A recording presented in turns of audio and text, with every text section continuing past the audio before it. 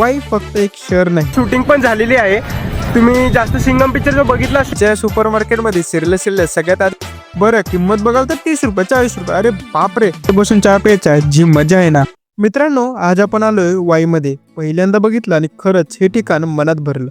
वाई फक्त एक शहर नाही, वाई म्हणजे इतिहास. आता आम्ही वाईच्या गणपतीचं दर्शन घेतलेलं आहे आणि आता आम्ही आलोय कृष्णा नदीला. आणि आता बाकीच्या पुढचे काही पण इन्फॉर्मेशन असेल तर माझा भाऊ शेअर करेल तुमच्यासोबत. बोल रे. ही कृष्णा नदी आहे आणि ही चालली आहे डायरेक्ट माऊलीला. म्हणजे इथून प्रोसेस होते क्षेत्रमाऊलीला चालली आहे. मला पण एवढी इन्फॉर्मेशन नाहीये, पण जेवढी मला इन्फॉर्मेशन आहे तेवढी मी बोलतो. आणि सगळ्यांना मान्यता आहे की नाही, इथून जर पाणी आपण हातामध्ये घेतलं किंवा पाण्यात पाय भिजवले तर आपल्याला थोडस जरा पुण्य भेटतं.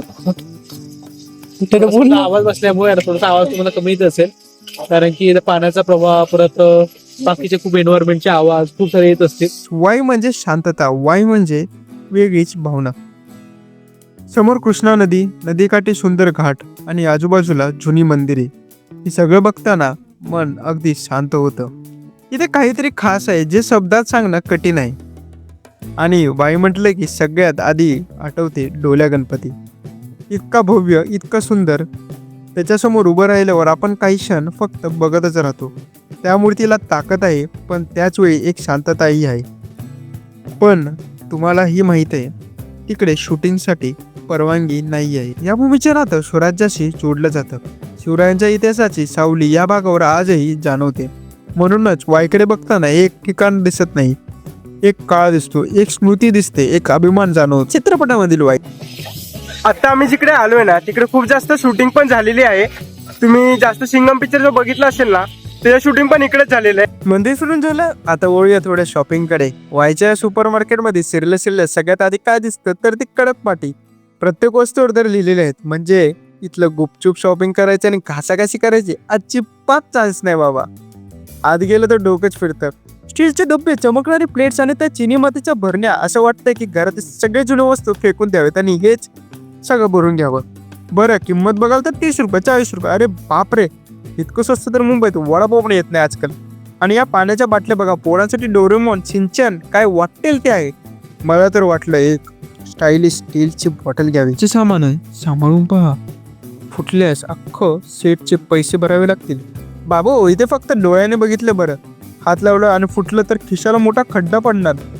बरं, फक्त भांडीच नाहीत तर इथे टी शर्टचे पण भारी कलेक्शन आहेत. चला तर मग पिशवी भरली आहे आणि खिसा रिकामा झालाय.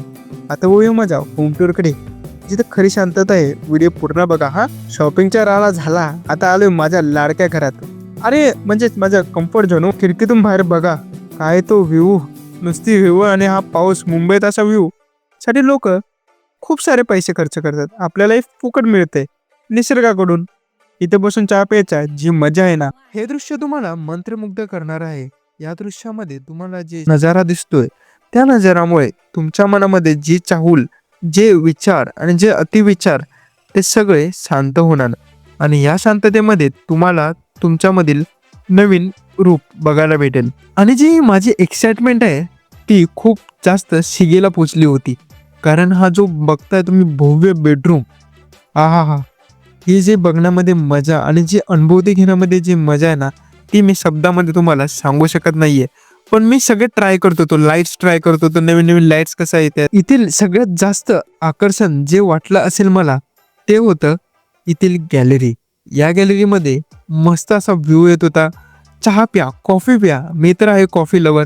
माझ्यासाठी तर हे स्वर्गापेक्षा जास्त सुखद अनुभव देणारं दृश्य होतं. मस्तपैकी कॉफी आणि हा व्ह्यू, पास अजून काय पाहिजे. आणि हो, जर तुम्हाला या वाईचा प्रवास आवडला असेल तर चॅनलला लाईक, शेअर, सबस्क्राईब करून टाका. आणि जर तुम्हाला पूर्ण माहिती विस्तारात पाहिजे असेल तर डिस्क्रिप्शनमध्ये मी पूर्ण विस्तारामधील वाईची माहिती दिलेली आहे, ती तुम्ही वाचू शकता आणि तुमच्या मित्रांना किंवा तुमच्या परिवारांना पाठवू शकता. सबस्क्राईब करायला विसरू नका. चॅनलचं नाव काय, फ्लो मराठी ब्लॉग. आणि आपलं ब्रीदवाक्य काय, जेवढ्या लोकांना होईल तेवढ्या लोकांना मदत करा. प्रॉब्लेमकडे लक्ष न देता प्रॉब्लेम कसा सॉल्व्ह करता येईल ह्याच्याकडे लक्ष द्या. Peace out, bye.